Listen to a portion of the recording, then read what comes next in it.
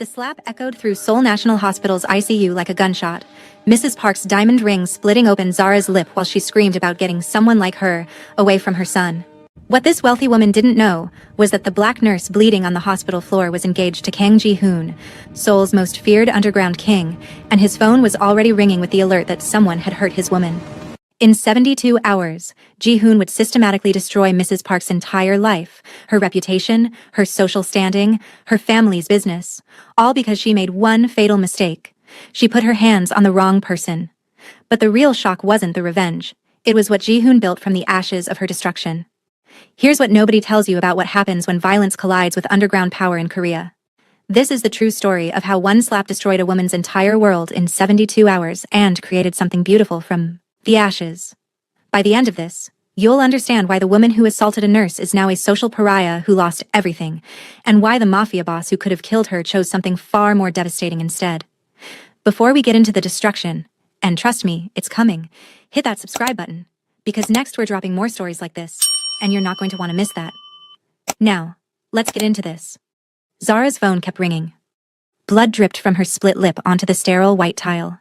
Mrs. Park stood over her, chest heaving, diamond ring still glittering with the nurse's blood. And security hadn't moved yet, because in Seoul, money freezes people in place. But Min Seok had moved.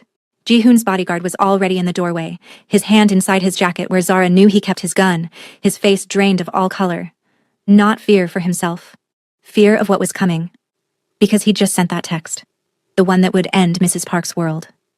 The phone stopped ringing, which meant Ji-hoon was done asking questions and had started making calls. 8 minutes.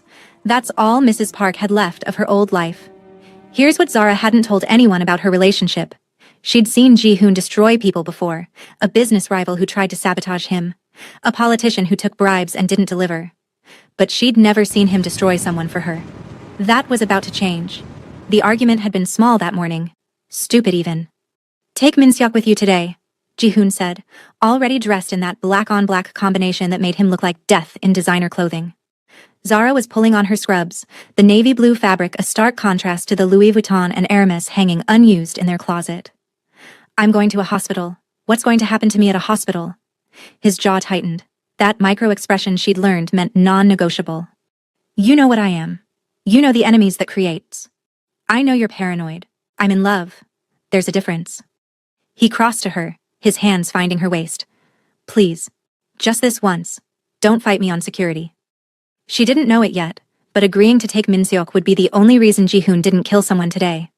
Here's what most people don't understand about Korean underground kings. They don't rule through constant violence. They rule through the threat of it. One demonstration of power can buy you years of compliance. Ji-hoon hadn't needed to hurt anyone in 8 months. Mrs. Park was about to reset that clock to 0. The Lamborghini had hit the pole at 118 kilometers per hour. Park Tae-min should have been dead. Would have been if the car hadn't cost more than most Seoul apartments and been engineered for exactly this kind of stupidity. Female nurse, 32-year-old male, critical condition.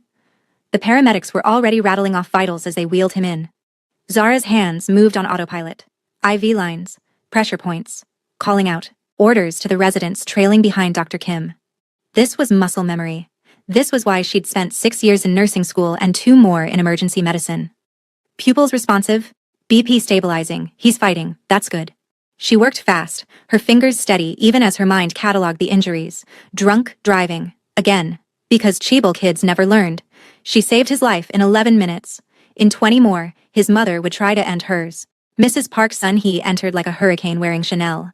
My son. The words came out in Korean first, then fractured English. Where is my son? Dr. Kim intercepted her. Mrs. Park, he's stable. We need you to... But she wasn't listening. Her eyes had locked on Zara. Still standing by the monitors. Still wearing the blood of the boy she'd just saved. And something in Mrs. Park's face shifted. Zara made her first mistake right then. She met Mrs. Park's eyes directly. In Korean social hierarchy, that's a challenge. From a foreign nurse to a chaebol wife. That's a declaration of war. Who is this? Mrs. Park's English was sharp, precise, designed to cut. Why is she touching my son? Professional. Stay professional. Ma'am, I'm the senior ICU nurse on duty. I helped stabilize. I want someone else, a Korean nurse. Not a request, a command. Remove her from his care. Dr. Kim stepped forward, his voice firm. Mrs. Park, Nurse Thompson is one of our best. I don't care. Louder now. Patients in other beds stirring. I want her away from him. Now. Zara should have walked away. Should have handed off the case. Should have remembered that pride was a luxury she couldn't afford. But she'd spent 6 months in Korea swallowing disrespect. And today, just today, she'd had enough. I understand you're upset, Zara said, her voice level despite the rage building behind her ribs. I'll have another nurse take over. She moved to leave. That should have been the end. But Mrs. Park's hand shot out, nails digging into Zara's arm, through the scrub fabric. Hard enough to bruise.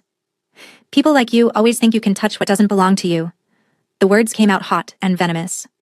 Coming here, taking positions you didn't earn, putting your hands on families like mine. Ma'am, let go of me. Mrs. Park shoved her instead. Zara stumbled back, catching the bed rail, her clipboard clattering to the floor. Everyone says keep your head down in these situations. Stay professional. Don't escalate. Zara had followed that advice for 6 months, and where had it gotten her? Still being grabbed, still being shoved, still being treated like she was less than human. So she stopped following advice. Your son was driving drunk, Zara said, her voice shaking with 6 months of suppressed rage. He could have killed someone. I saved his life. And you're treating me like I'm the problem? She watched Mrs. Park's face transform, fear melting into hatred, melting into something worse. The slap came so fast Zara didn't even raise her hands. The Cartier bracelet caught her cheekbone first. Then the rings. Diamond. Platinum. Something else she couldn't identify because her brain was too busy processing the fact that she was falling. Wall. Then floor. Her elbow cracking against a tile. Copper flooding her mouth. Patient charts scattered like paper snow around her. Silence. Complete. Absolute. From the floor, hand pressed to her bleeding face, Zara saw it all. Mrs. Park, hand still raised, satisfied. Dr. Kim, frozen in shock. Min Seok in the doorway, gun hand twitching, making a choice between protecting her and starting a firefight in an ICU. And her phone. Ringing. Ji-hoon's name flashing. Their regular check-in call. Except Min Seok had already texted him, which meant Ji-hoon already knew someone had put their hands on her. And he was calling to find out if they were still breathing. 6 months ago, Zara was a broke nursing school graduate who'd moved to Seoul for a fresh start. 3 months ago, she met a man at a charity auction who bid $100,000 for one dinner with her. 8 weeks ago, she found out what he really did for a living. Today, she was about to find out what he did for her. She answered with blood on her chin. Hello? Are you hurt? 3 words. Calm. Too calm. The kind of calm that precedes Category 5 destruction. My face. She slapped me. Don't lie to me. Zara, are you hurt? Each word spaced like bullets loading into a chamber. She'd never heard this voice. Not in 8 months of loving him. This was someone else. Something else. My mouth is bleeding. My cheek is swelling. But I'm fine. Who touched you? And here's where Zara made her second critical choice of the day. She could lie, protect Mrs. Park from what was coming, or she could tell the truth and watch Ji-hoon become exactly what the world thought he was. She chose truth. A patient's mother, Mrs. Park's son he. Security has her. Put Min Seok on the phone. She watched. Min Seok's face drain of what little color remained as he listened to Ji-hoon's instructions. Rapid Korean. Too fast for her intermediate skills, but she caught fragments, cameras, evidence. Don't let her leave. And worst of all, Junbi-hae, prepare. Min Seok handed the phone back, his hand shaking. Baby, Zara started. I'm 8 minutes away. Ice. Pure ice. Don't let her leave. If security tries to release her, tell them who you are. Use my name. Ji-hoon, please.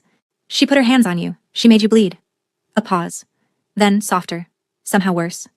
There is no world where that woman walks away without consequences. Do you understand? Yes. Good. I love you. And I'm sorry. The line went dead. And Zara realized she'd just unleashed something she couldn't control. Something that had been waiting 8 months for an excuse. If you've ever wondered what happens when you hurt someone a Korean mafia boss loves, you're about to find out. But here's what nobody tells you. The violence isn't the worst part. The systematic destruction is. If you're enjoying this story so far, please hit that like button and subscribe to the channel for more Afro-Korean romance stories. Drop a comment telling me what you think is about to happen when Ji-hoon arrives. Now, let's see what happens next. Security had separated them. Zara in one conference room with ice, and a nurse friend dabbing at her split lip. Mrs. Park in another with her husband, who'd arrived pale and shaking. Min Seok at Zara's door like a sentinel. The ICU had gone quiet. That quality of silence that meant everyone knew something terrible was coming. "You should press charges," her friend whispered in English, eyes darting to the door. "That was assault." Zara touched her swelling cheek. "It's being handled." "How?" The hallway outside went silent. Not quiet. Silent. The kind of silence that happens when apex predators enter the territory. He walked in like death in a suit. Black on black. 6 men behind him, all armed, all wearing that same flat expression that meant they'd killed before and would again. Hospital security took one look and stepped back. Even the administrator went pale. But Ji-hoon only looked at Zara. Gentle man versus underground king. Morning coffee versus midday murder. The person who brought her breakfast in bed versus the one who made police investigations disappear with a phone call. She was watching both versions collide in real time. He crossed to her in 3 strides. His hands cupped her face with devastating gentleness. Careful, so careful of her injured cheek. His eyes traveled over the damage, the swelling, the bruise forming purple and yellow, the ice pack, the blood on her scrubs, the cut inside her lip. When he looked at her again, she saw murder, not anger, not rage. Cold, calculated murder. "Let me see. It looks worse than it is." His hand trembled against her cheek.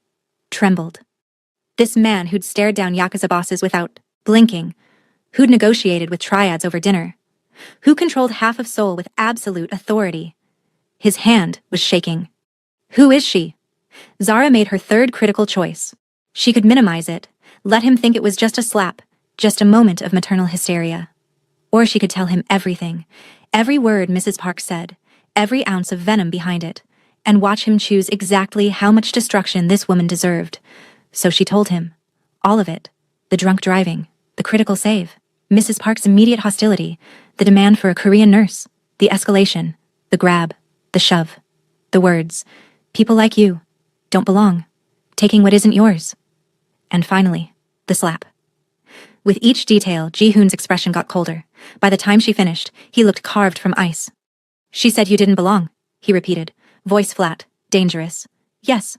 "Grabbed you." "Yes." "Put her hands on you in violence." "Yes." He stood, buttoned his suit jacket with precise, controlled movements. "Stay here. This won't take long."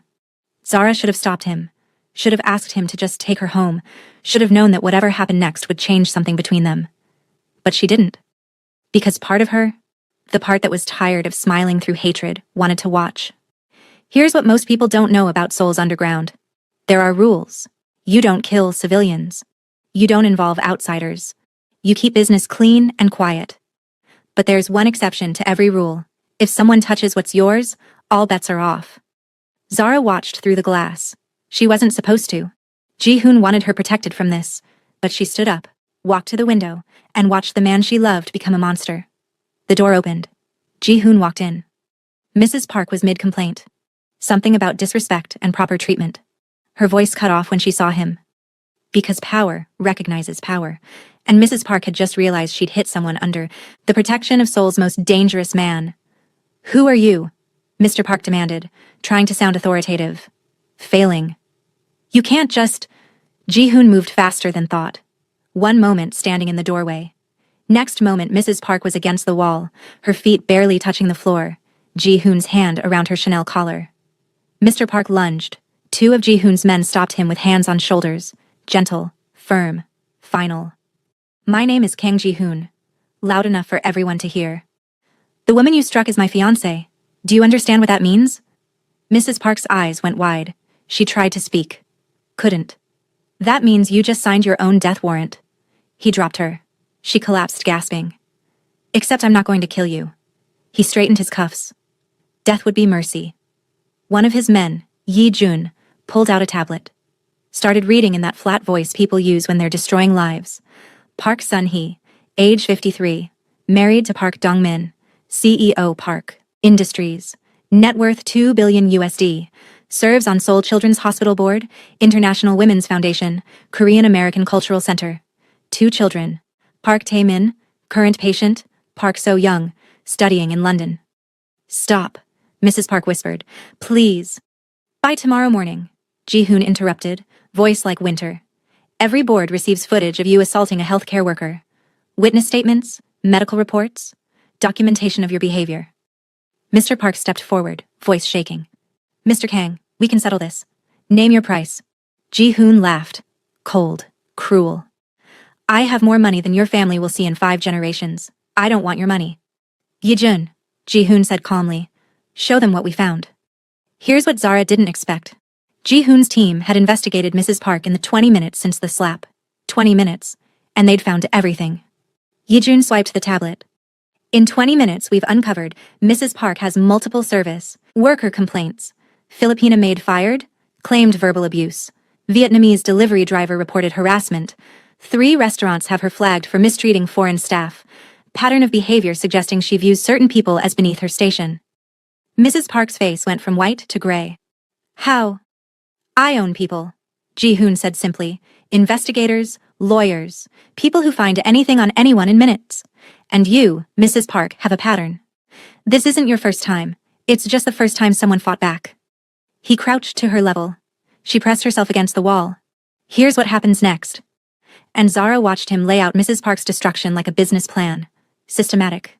Thorough. Inevitable. You will issue a public apology. You will resign from every board.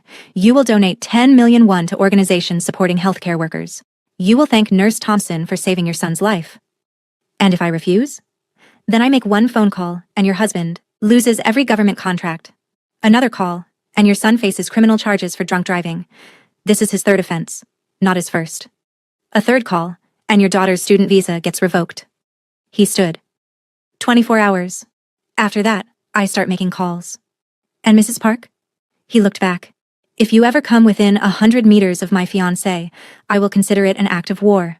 And you will lose everything.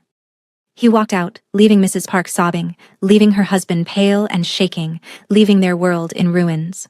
And when he came back to Zara, the monster disappeared like it had never been there. Ready to go home? Soft voice, gentle hands, like he hadn't just destroyed a woman's entire existence. Zara looked at him. Really looked.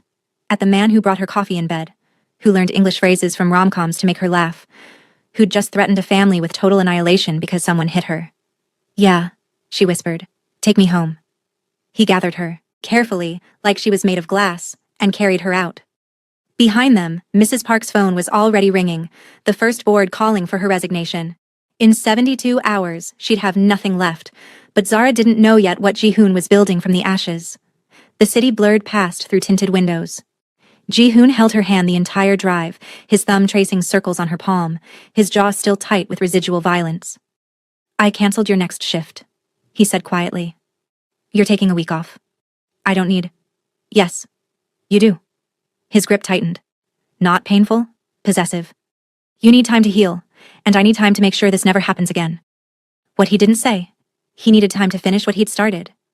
Mrs. Park's destruction was only beginning. 3 hours ago, Zara was just a nurse doing her job.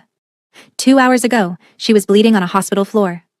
Now she was watching the man she loved systematically dismantle a woman's entire existence, and realizing she didn't want him to stop. He helped her out of her bloody scrubs with shaking hands, not from fear, from rage still simmering just beneath his skin. Shower with me. Under the hot water, he washed her hair. His fingers worked through the strands with devastating gentleness, massaging her scalp in slow, soothing circles. He cleaned her wounded face with the care of someone defusing a bomb.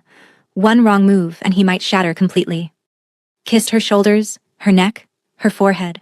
No urgency, no heat. Just tenderness that felt like an apology for the violence she'd witnessed. I'm sorry you had to see that, he whispered against her wet skin. I needed to see it. He pulled back, water streaming between them. Why?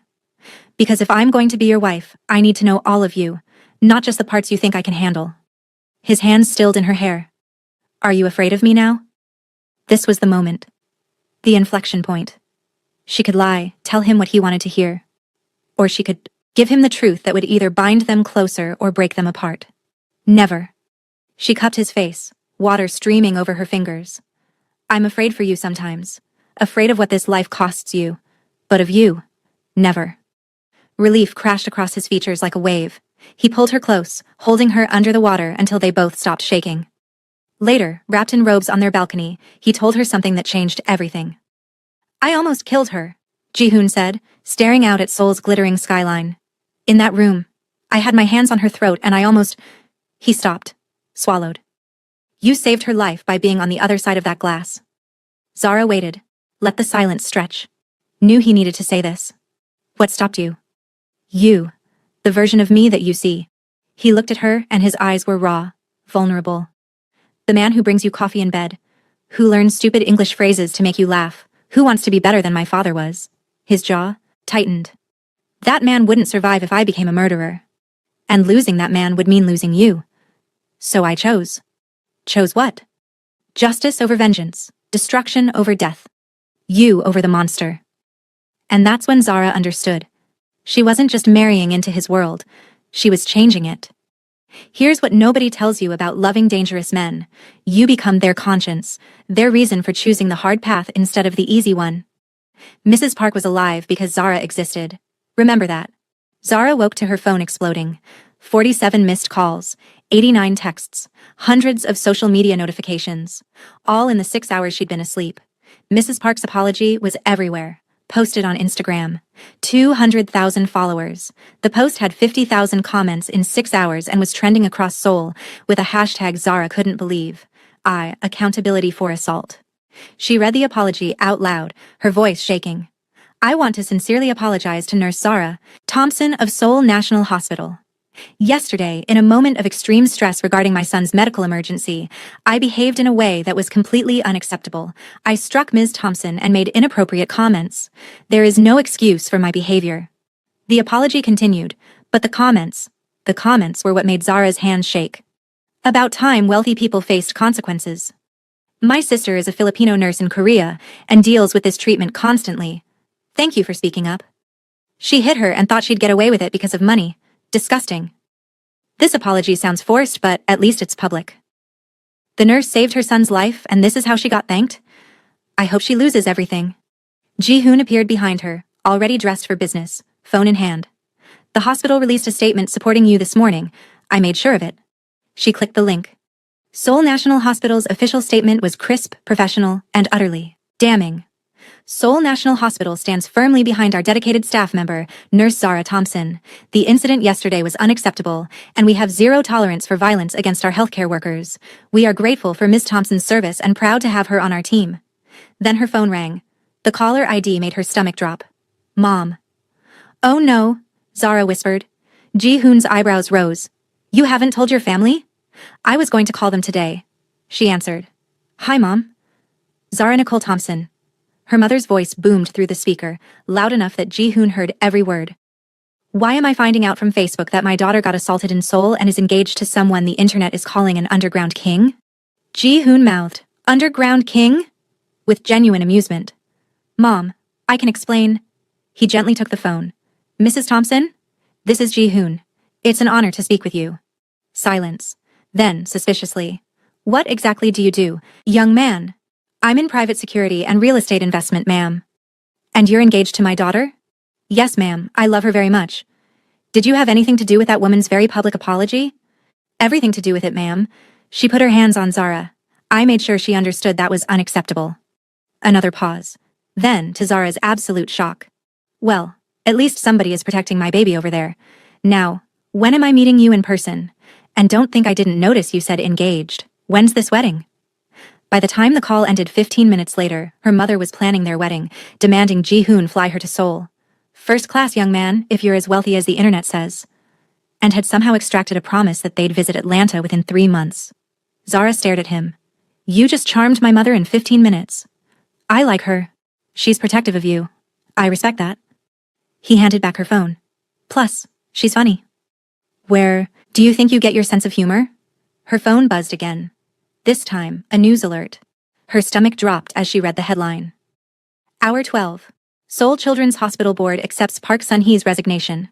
Public statement cites need for personal reflection on unconscious biases. Hour 24. International Women's Foundation removes her from board. No statement, no explanation. Just gone. Hour 36. Park Industries loses its largest government contract.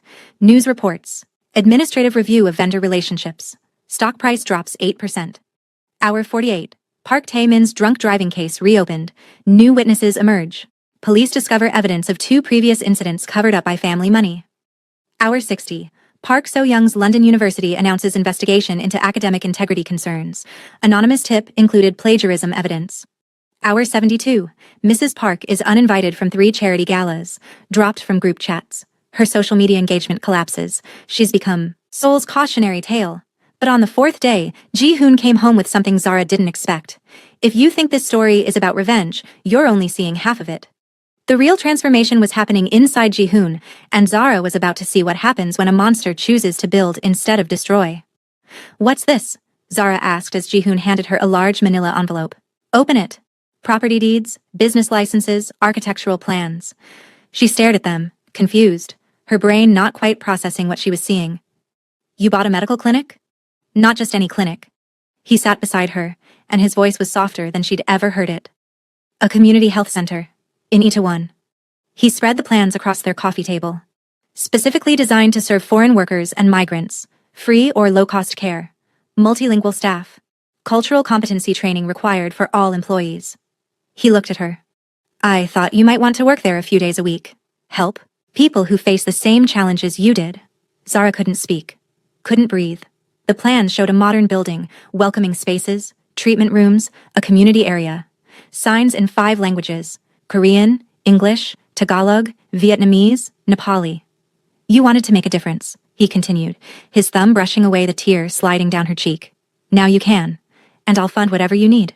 Equipment, staff, supplies, everything." "Why would you do this?" "Because you turned your pain into purpose. Because you're the kind of person who gets hurt, and then thinks about how to help other people avoid the same experience." He cupped her face.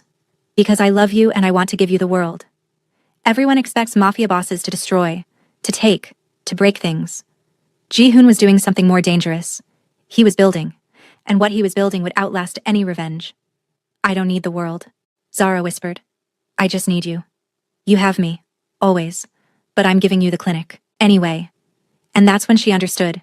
Ji-hoon's revenge on Mrs. Park wasn't just destruction, it was this: building something beautiful from hatred, turning violence into healing, making sure that what happened to Zara would help prevent it from happening to others.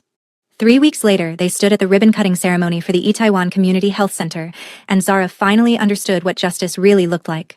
The building was more beautiful than the plans had promised. Modern, welcoming, large windows flooding the space with natural light. Signs in 5 languages, a waiting room that didn't feel like a waiting room. Comfortable chairs, children's play area, magazines in multiple languages, a coffee station. Ji-hoon stood beside her at the ribbon cutting, his hand on her lower back, looking proud. His men were positioned discreetly around the perimeter, because he was still Ji-hoon, still protective, still incapable of letting her be completely unguarded. Press, cameras flashed, community members gathered, hospital colleagues came to support her. This was real. This was happening. Zara stepped up to the microphone. "This center exists because healthcare should be accessible to everyone," she said, her voice steady despite the emotion threatening to crack it open. "Regardless of nationality or economic status. I know what it's like to be treated as less than, to have your skills questioned because of where you're from or what you look like. But I also know that with support and resources, we can create change." She looked at Ji-hoon. "I'm grateful to my fiancé for making this dream a reality, for believing in this mission, for showing me that power can be used for good." The crowd applauded, the ribbon was cut, and the first patient walked through the doors, a Filipino woman with 3 children, crying with relief that someone would see them without judgment, without prejudice, without the fear that had kept her from seeking care for months. Zara spent the afternoon treating patients, using her skills to help people who'd been turned away from other facilities, who couldn't afford care, who'd been discriminated against. A Vietnamese construction worker with an untreated infection. A Nepali student who'd been afraid to go to a hospital because of language barriers. A Nigerian entrepreneur who'd delayed cancer screening because she'd been mistreated at other clinics. And with each patient, Zara felt something shift inside her. This was what justice looked like.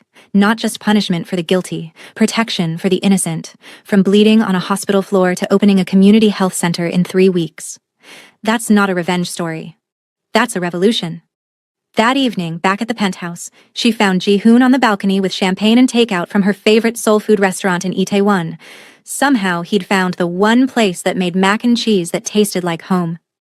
"How was the first day?" he asked, pulling her into his arms. "Perfect. Overwhelming, but perfect." She nestled against his chest. We already have 10 applications for next month. Word is spreading fast. We'll expand. Buy another building. Whatever you need. Ji-hoon. She pulled back to look at him. Do you realize what you did? What do you mean? You could have just destroyed Mrs. Park. Made her suffer and walked away. But you built something. You turned my pain into healing for hundreds of people. Her voice cracked. That's not revenge. That's love. He finished quietly. That's what love looks like in my world. Protecting you wasn't enough. I needed to make sure what happened to you would never happen to someone else who didn't have protection.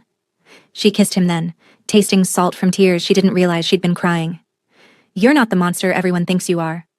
I'm whatever I need to be. Monster to protect you. Builder to honor you. Both. Always both. And 3 months later, standing at their wedding, Zara realized he'd been right all along. Her mother, 2 sisters, 3 aunties, and grandmother flew in from Atlanta. Ji-hoon's family, his mother, 2 brothers, various cousins, welcomed them like they'd known each other for years.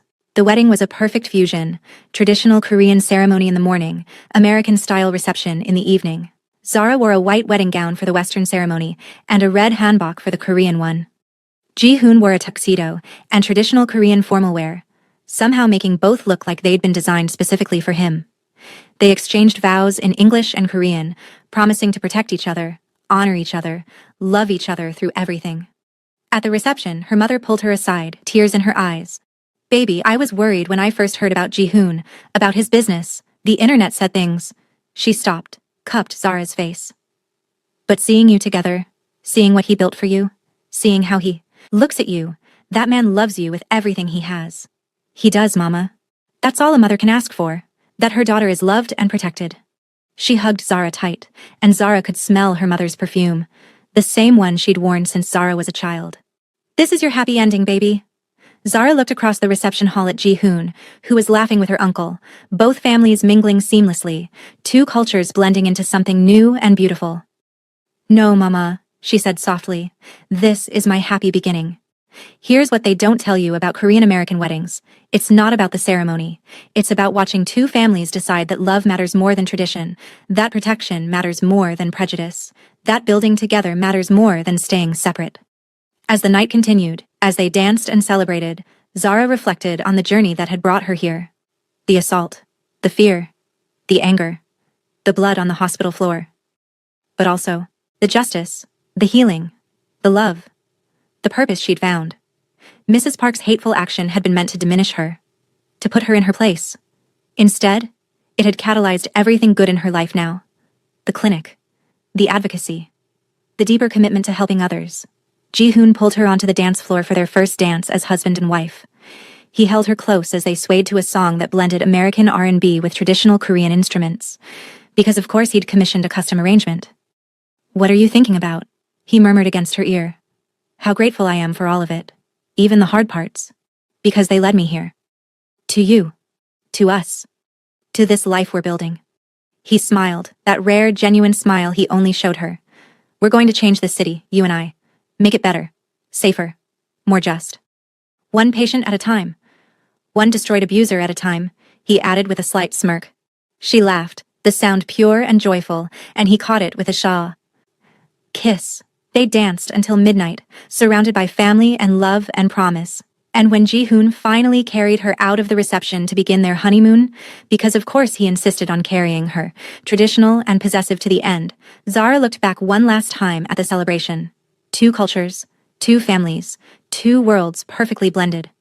Later, in their hotel suite overlooking Seoul, Ji-hoon opened the balcony doors to let in the night air. The city sparkled below them, endless lights stretching to the horizon. Come here, he said softly. She moved into his arms and he wrapped her in one of the hotel robes, holding her against his chest as they looked out over the city he controlled and she was learning to love. Do you know what you've done? He asked quietly. What? Changed me.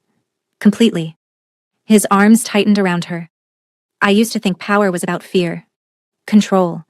Making people afraid to cross you. But you showed me something different. What's that? That real power is building something that outlasts you. That the strongest thing you can do isn't destroy your enemies. It's protect your people so well that they can build something beautiful. He turned her to face him. Mrs. Park is gone, erased. But that clinic? That's going to help people for decades. That's real power. Zara touched his face, feeling the slight stubble on his jaw. You were always capable of this. You just needed a reason. You're my reason. My conscience. My better half. He kissed her forehead. My everything. They stood there in the soul night, two people from different worlds who'd found in each other exactly what they'd been searching for. Here's what Zara learned from Mrs. Park slapping her in that hospital. Power without purpose is just violence, but power used to protect, to build, to heal. That's justice.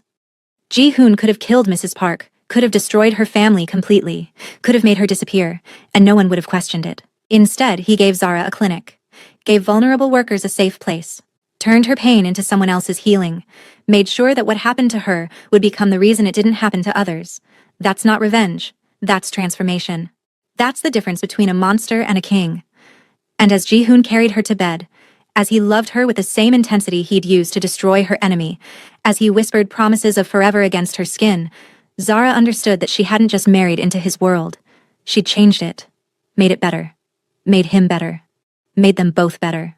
From a slap in a hospital to a wedding that united two families, from blood on the floor to healing in a community center, from hatred to hope. That's the real story. Not the violence, not the destruction, the building, the becoming, the choice to turn pain into purpose and rage into redemption.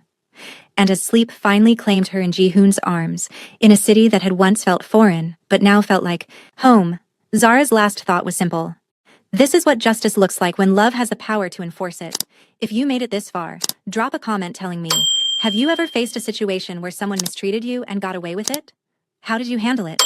And would you have stopped your partner from going further, or let them handle it their way? Subscribe because next week's story is about how Zara and Ji-hoon actually met. And trust me, it involves a charity auction, mistaken identity, and her accidentally insulting Seoul's most dangerous man to his face. You're not going to want to miss that. Until then, remember, you deserve protection, you deserve justice, and you deserve someone who will fight for you when you can't fight for yourself, and then build something beautiful from the ashes.